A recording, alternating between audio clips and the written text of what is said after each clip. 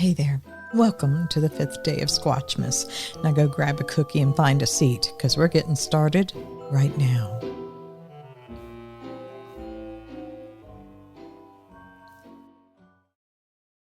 My name is Kevin, and I won't name the exit or the town where this happened, because, well, it might hurt their little motel business. And it's a small, family-run place, and they were genuinely nice folks. And none of what happened had anything to do with them. I'm going to give you a quick version of what happened. Then I'll give you the not-so-quick version. You can take your pick of what you want to use, if any of it or all of it. This happened on Christmas night a few years back. We were stranded at this tiny motel along I-90 because of snow. It was already shaping up to be a downright not-so-great Christmas as it was, but then I went out to have a cigarette, and I felt like I stepped into the twilight zone. Let me put you into the scene. We were somewhere in Wyoming on I-90, tiny mom-and-pop style motel. It's around 11 o'clock on Christmas night. The snow was supposed to hold off, but it had dumped on us earlier that day, and so we stopped. We had spent a long day just sitting inside the motel. My wife was in the room, and I decided to step outside for a smoke. I was also going to call my brother because I wasn't getting much cell phone reception in the room. I go out. I'm standing in the corner of the motel's L shape. It blocks the wind and the snow off of me, and I'm not right outside anyone's room, seeming like I'm creepy. It's also where the opening is to get ice, and there are some snack machines in there. But it's really cold, and it's damp out there, which, as you know, makes the cold feel much worse. I finished one cigarette quickly. Then I lit another and dialed up my brother. While I'm talking to my brother, I'm looking across the recently plowed parking lot, not looking at anything in particular. At the end of the parking lot, there are these big mounds of snow where the plow pushed them up. Beyond that, there were some dumpsters and some dark fields with a few trees. I'm just standing there, staring at nothing out there. Then all of a sudden, something big steps over one of the plowed snow mounds. It stepped over it the way we would step over a cement curb. One leg came over, then the other. It crossed to the far side of the lot, went behind a row of parked pickup trucks. Then it walked straight under the tall pole light that holds up the motel sign as well. In that light, I see it from head to about mid-thigh. Broad shoulders, long arms. There was nothing there that said, "This is not real." There was no zipper line front or back, no flapping loose suit pieces. There was nothing. What I saw was solid. It takes maybe 5 or 6 steps across that lane, and it never looks at me. Then it slides behind the dumpster enclosure, and it kept going toward the dark tree line. This whole thing took maybe 10 seconds. My brother is still talking in my ear about the next day. My brother is talking to me, and then he asks me suddenly if I'm still there. All I say to him is, "Yeah, I am, but it's really something out here tonight." Finally, I hang up with him, put my cigarette out in the snow, pick it and the first cigarette butt up, and I head back to the room. But inside, I was shaking. Now, that's the whole incident in just a couple paragraphs. You can use that as is, or use the next part with it as well, which tells some of the other parts of the story, which may or may not be interesting. It's up to you. Now, that year, Christmas plans got sideways on us. My wife and I live in eastern South Dakota. Her folks are over in western Montana. Most years, we do the long drive in 2 days. We split it up somewhere in Wyoming and spend the night, and we show up at their house the next day, usually by noon. But that Christmas, a big plain storm came in sooner than the weatherman promised. We made it into Wyoming just fine late on the 24th, and we figured we'd be able to beat the worst of it into Montana on the 25th. That was the plan. Mother Nature, however, had other ideas. We got up and we started traveling, but then things were getting really bad on the road. By noon on Christmas Day, the wind kicked up. Snow went from pretty to you can't see the semi in front of you in about 20 minutes. They shut down the interstate at the next big town west. Big marquee signs started flashing. Road closed. Return to town. There were state troopers that were parked across the on-ramps, lights going. Our kids were grown at this time, so they didn't make the trip with us that year. It was just me and my wife. We got off the exit with everybody else, and we limped into town on heavily packed snow roads. Every chain hotel out by the interstate was already filled up. One of the locals directed us to an older motel that was farther down into town, actually just on the other side of town heading out. It was one of those motels that actually still have keys and mismatched curtains. Half the sign out front was burnt out. There was no O in motel. It just said Imtel. We didn't care as long as it was clean, and we had been assured it was a very clean establishment. And for what it's worth, it really was, if a bit shabby. Inside the motel office, they had a little fake tree on the counter, and there was a pot of coffee that I'm pretty sure had been there since before Christ was born. You could smell the coffee scorch all the way across the office. The lady at the desk looked very tired, but she was incredibly kind to us. Before I could even say a word, she said, "Don't worry, we're offering a lower stranded rate tonight for everyone." Now, I could have afforded the standard rate just fine, and I said that to her, but she shook her head and said, "No, you get the stranded rate." I have to say it was nice to meet someone with some kindness on Christmas. I had to wonder, too, if those chain motels out there by the interstate, do you think they were being so kind in offering stranded people lower rates? I bet not. The place there wasn't empty exactly, but it wasn't full either. There were a couple of work trucks, a minivan with Florida plates, and there was a U-Haul out in the parking lot, too. Everyone I saw looked very tired inside the lobby.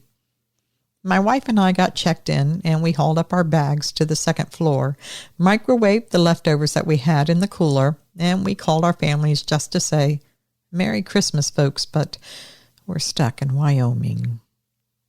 By about 10 that night, my wife was out cold. The TV was on low. The little heater in the wall was rattling loudly. Me? I was restless. I'd been sitting in that motel all day watching TV.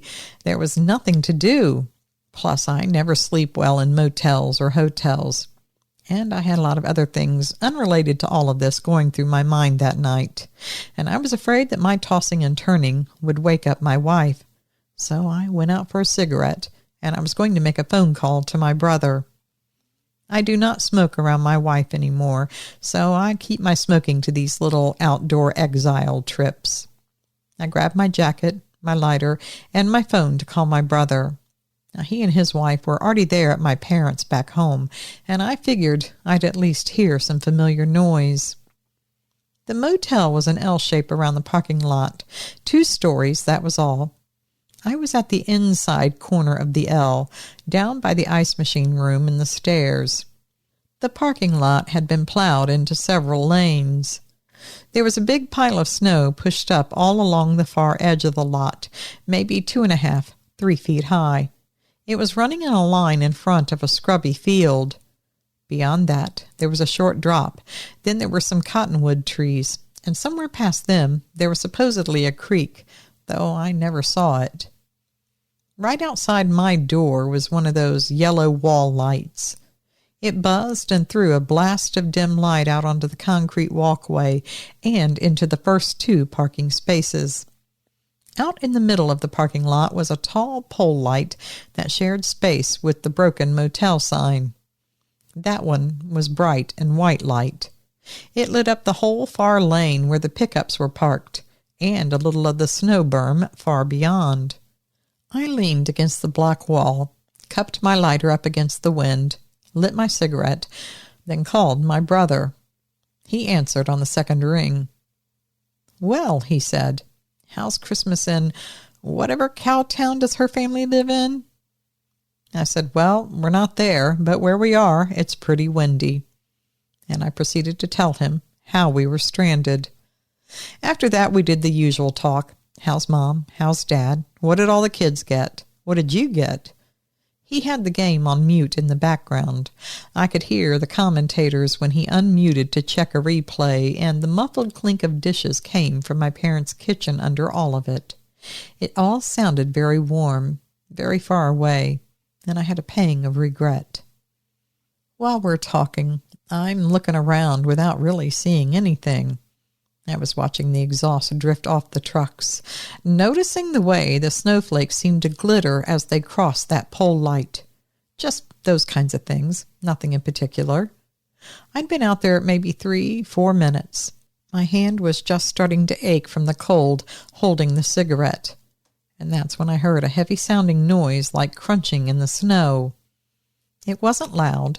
It was just a big thunk in the snow with a crunch. I knew what I was hearing wasn't snow falling off a roof or something falling off of a sign. This was a heavy, weighted sound, like a footstep. It came from my left, over by the end of the building in that snow berm. I turned my head that way out of habit more than fear, and I saw movement right at the top of that snow berm. At first I thought it was somebody climbing over from the field side, like maybe some guy had been out walking his dog and he cut through there. But then the somebody straightened up and kept straightening up. What I saw was one leg come over the snow berm. Then the rest of it came.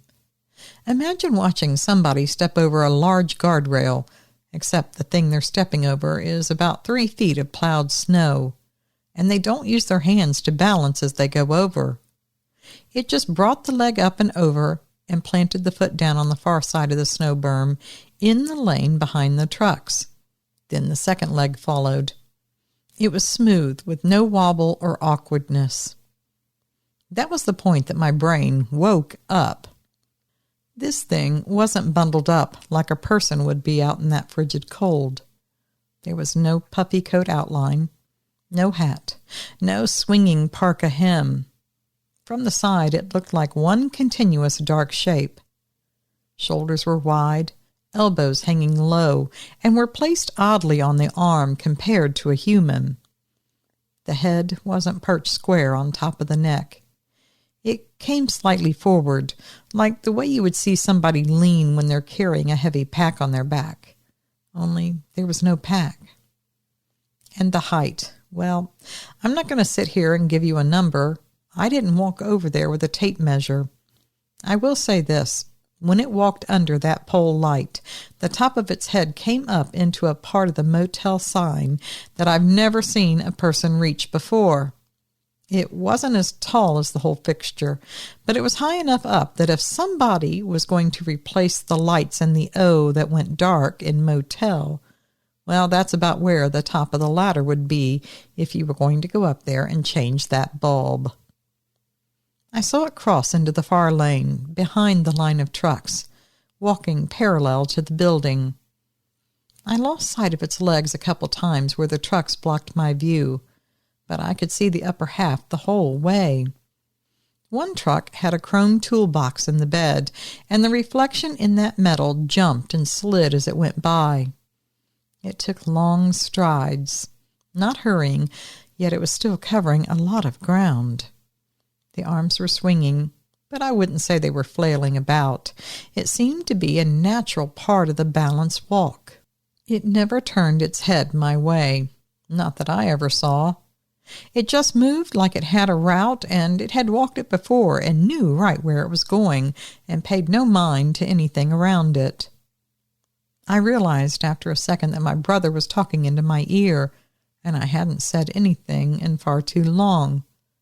Maybe I made some kind of noise because he asked, "Hey, are you still there?" I came back to where I was standing in my head, and I said, "Yeah?" Then my voice came out real thin. "Hey, hang on a sec." I stepped away from the wall light just a little maybe just a couple feet, like I was getting out of my own glare, and that would help with the light out there. That pulled my line of sight more toward the middle of the parking lot. Right then, the thing came into the clear again under the pole light. For about 3 seconds, I had the clearest view of it. The head, the shoulders, the arms, the chest, all the way down to mid-thigh. The light hit from above and in front of it, so the shadows ran down its backside. And there was texture I could see. I could see the hair along the arms and over the shoulders. I knew that wasn't smooth fabric, and it didn't have that shaggy fake look like fake fabric fur does. This had a shine to it under the light. I've never seen really nice fabric fur. This wasn't shaggy like a costume either. It laid down in lines and patterns that seemed natural against the body. You could see where it bunched up at the elbows as the arms swung. The shoulders were, well, I don't know. They were big, but not like gym weightlifter big. It was more like heavy equipment build big. Those shoulders were, I guess, meant to carry weight. That's the best I can tell you. There were no jacket seams at the shoulders, no zipper line down the front or the back, no bulge from a hood. There were no loose flapping costume pieces around the legs or the arms. All I can say is everything was solid, and even more so against the heavy winds.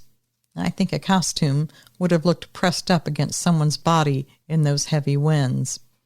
But not this. This was perfectly solid. It took 3 more steps, past the light, and then headed for the dumpster enclosure. The motel had one of those wooden fences around the dumpsters, maybe about chest high to me. This thing walked behind it, and I saw the top of its back for a couple of beats, then just the top of the head, then nothing. It never came back into view on the other side. Past that fence is that scrubby field and the trees. It melted into that like it had never been in the light at all. A car went by out on the frontage road right then, tires crunching on the packed snow that had not been cleared yet. That ordinary sound brought me back to myself. My brother was still on the phone. "Hey, what is it?" "Kev, you okay? Did you fall?" "No," I said. "No, it's just really something out here tonight. That's all I can say." I know how that sounds. I didn't know how to start that conversation, though, not over the phone with a cell phone delay and a house full of relatives that were probably listening in. What was I going to say? "Hey, yeah, listen, man, I just watched something huge walk past the motel under the lights, and, man, it was close enough to see its arms swinging." Was I going to say that? No, I wasn't. No, thank you. Not while I'm 3 states away and my only ride home is sleeping upstairs. So we finished our call, and I don't remember what I said for the rest of that call. I know I walked up and down that little stretch by the ice room, just to keep my legs moving, to stay warm, and to think. I like to pace when I think. And as I did so, I smoked a couple more cigarettes that I really didn't need. Now, for the record, I did not go over there with a flashlight and a camera hunting for footprints. Not then, not in the morning. I'm just not that kind of person. And honestly, I was tired. That lot had been plowed pretty hard. The lane that it crossed was a mix of packed snow and sand underneath, and it was all chopped up by tires and boots. If there were prints, I had no interest in them. Plus the temperature was dropping, and fast. I had a warm bed upstairs with a beautiful wife sleeping. I got back to the room, and my wife woke up enough to ask, "Is it cold out?" "Yeah," I said, "real cold." I laid there in the darkness next to her for a long time, listening to the wall heater click on and off, thinking about that head-to-thigh silhouette that I saw under the sign light. I kept wanting to rewind it in my mind, pause it right in the middle, scrutinize it, think about it. I mean, do you ever do that? Like your brain is some kind of a DVR, and if you replay something enough, You're going to find the exact frame where you can look at it and suddenly everything will make sense. The next morning, everything looked less dramatic. The sun was trying to burn through the low clouds. Snow plows had gone by through the night. The lot was messier, more rutted, and looking a little worse for the wear with the melt-off. There were tire tracks everywhere, and a couple sets of boot prints leading to and from the dumpsters. If there was anything special mixed in there into the melting snow, I couldn't pick it out, but I also wasn't trying very hard. The interstate reopened around noon. We settled up with the nice desk lady in the office, thanked her for the stranded rate, and we got back on the road. From the outside, it was just one more story we would have. Hey, remember that Christmas we got snowed in and had to stay at that little motel? But for me, it was something else. I didn't tell my wife the full story until we were back home, maybe a week or so later. We were unloading the car in our driveway when I finally stopped and said, I saw something that night. Behind the motel, I mean. She asked what I meant, so I described it the same way I've described it here. No more, no less. She listened. She didn't laugh or snicker, and all she said was, "I can't believe you're just now telling me this." And really, that was the end of our discussions. I didn't go online to tell my story. I wasn't calling all kinds of people about it either. I've been sitting on this for a few years. It felt too plain to be worth all the drama of reporting. It wasn't some campground being raided or stalked, and there was no creature screaming at me in the night or threatening me. It was just a big, unknown something using a parking lot as a shortcut on a winter's night when the weather had conveniently kept most people out of the area.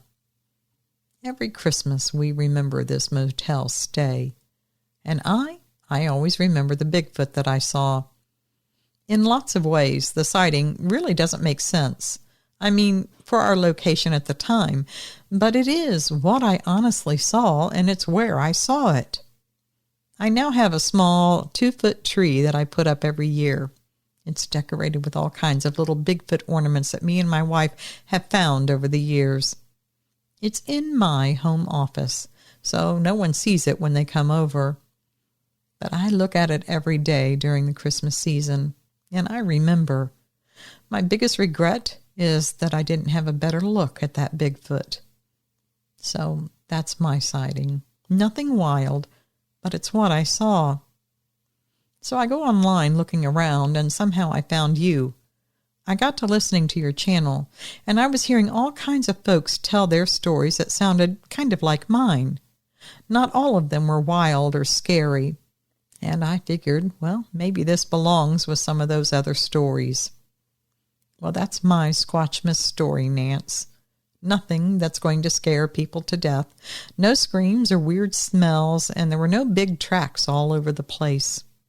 It's just my honest moment, me and Bigfoot on Christmas night, though only one of us knew there were two of us there.